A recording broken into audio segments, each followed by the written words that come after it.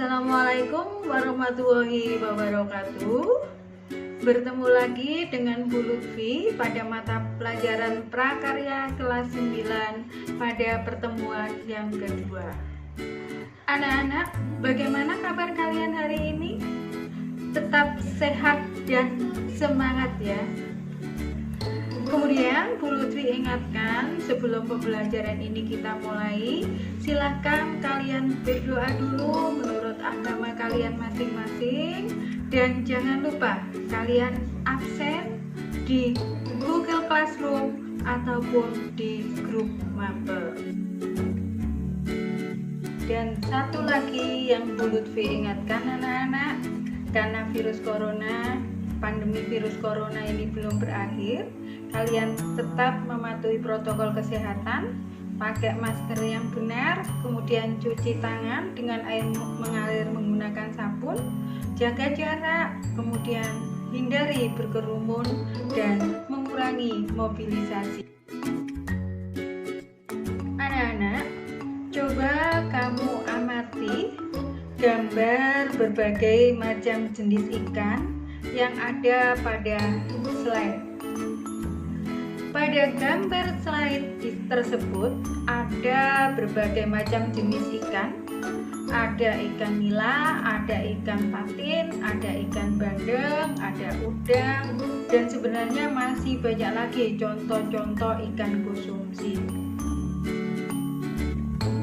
Hari ini materi yang akan kita bahas di pertemuan kedua ini adalah jenis-jenis ikan konsumsi. Sedangkan untuk tujuan pembelajaran materi jenis-jenis ikan konsumsi tersebut adalah yang pertama, kalian nanti bisa menyebutkan jenis-jenis dari ikan konsumsi. Yang kedua, kalian bisa menjelaskan ciri-ciri dari berbagai macam jenis-jenis ikan konsumsi.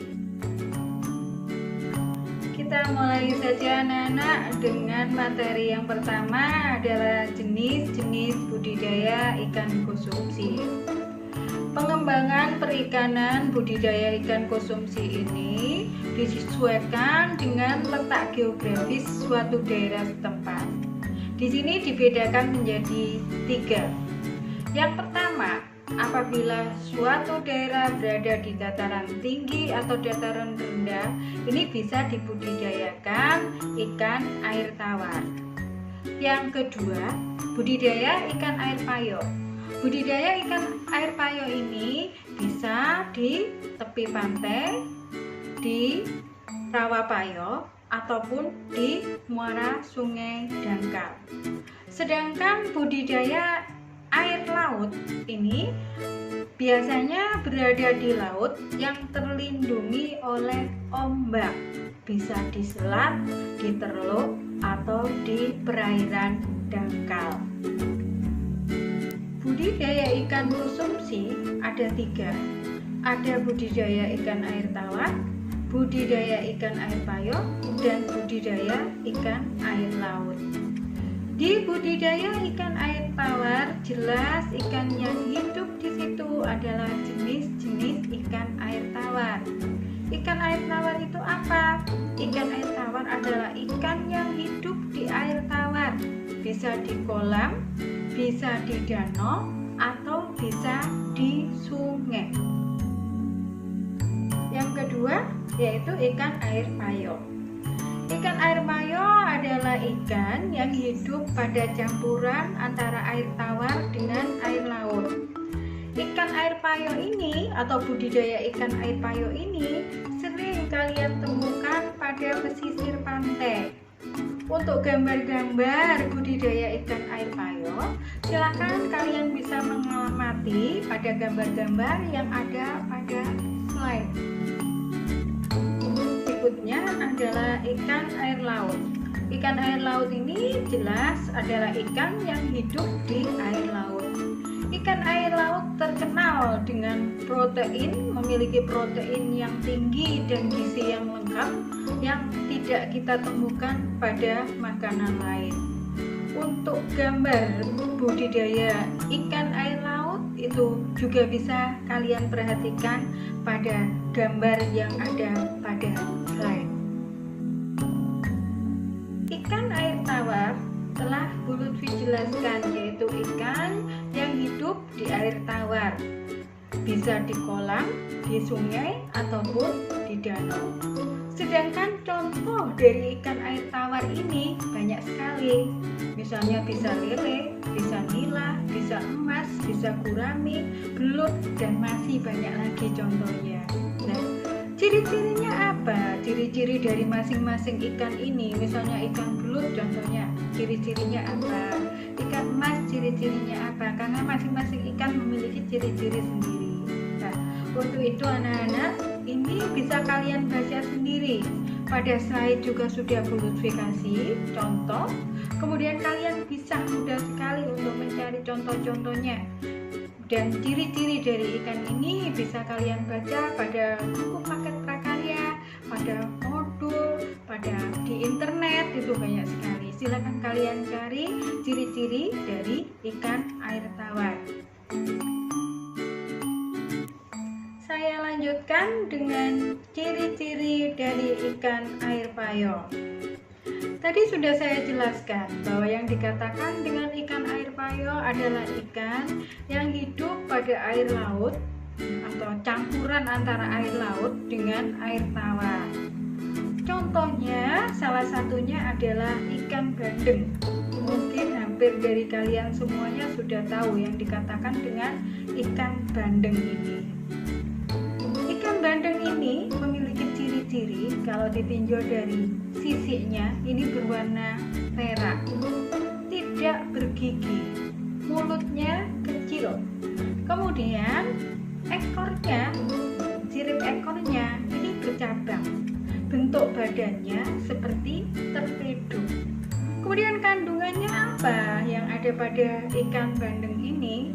Vitamin B1, vitamin B2, natrium, kalium, itu antara lain kandungan dari bandeng ini.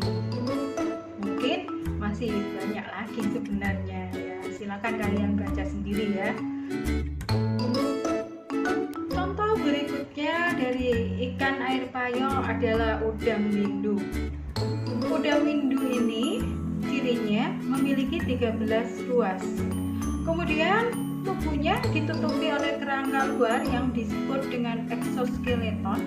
Kemudian dari udang windu ini memiliki warna loreng-loreng kebiru-biruan. Kemudian dari udang windu ini banyak mengandung vitamin, asam amino yang lengkap, dan kadar proteinnya juga tinggi. Untuk lebih lengkapnya ciri-ciri dari udang windu ini, silakan kalian bisa baca di buku prakarya maupun di modul, ataupun juga dari buku-buku yang lain. Kemudian kita lanjutkan dengan ikan air laut. Ikan air laut tadi adalah ikan yang hidup di air laut. Nah, contoh ciri ikan air laut juga banyak banget. Misalnya ikan tuna, ada kerapu, ada kakap, ada lobster, cumi, banyak sekali contohnya ikan air laut ini. Nah, di slide ada beberapa ciri dari ikan tuna, itu ciri-cirinya seperti apa, itu sudah ada nanti pada slide. Juga ikan kerapu seperti apa. Silahkan kalian baca sendiri dari ciri-ciri di sini, karena di slide sudah jelas, di situ sudah banyak ciri-cirinya. Jadi kalian baca, kalian juga bisa baca dari ciri-ciri ikan laut yang lain. Anak-anak, materi jenis-jenis ikan konsumsi sudah Bu Lutfi sampaikan semuanya. Sekarang sampailah pada tugas yang harus kalian kerjakan. Tugas ini dikerjakan di kertas folio. Jangan lupa kasih nama, kelas, dan mapel. Dan tugas ini nanti bisa kalian lihat pada slide yang ada dan juga bisa kalian baca pada modul yang nantinya akan dibagikan pada kalian masing-masing.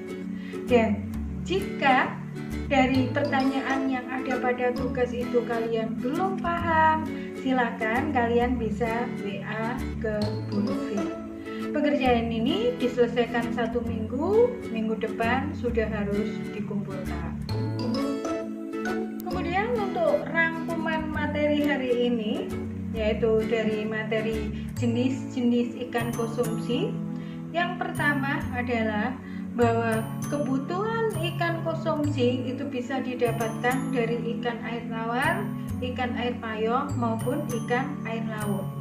Sedangkan contoh dari ikan air tawar tadi bisa dari ikan lele, ikan emas, ikan nila, dan masih banyak lagi. Ikan air payau, ikan yang hidup pada campuran air tawar dan air laut, contohnya bisa bandeng, udang, dan masih banyak lagi. Sedangkan contoh dari ikan air laut bisa tuna, kerapu, kemudian ikan kakap, dan juga masih banyak lagi contohnya. Akhirnya saya akhiri untuk materi pertemuan hari ini anak-anak tentang jenis-jenis ikan konsumsi.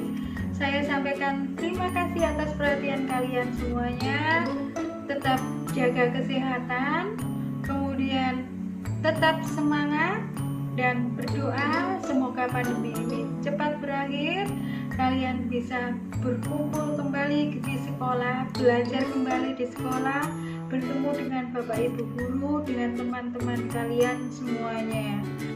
Kemudian ingat anak-anak bahwa tidak ada orang yang hebat yang malas belajar. Sekali lagi, tetap semangat. Wassalamualaikum warahmatullahi wabarakatuh.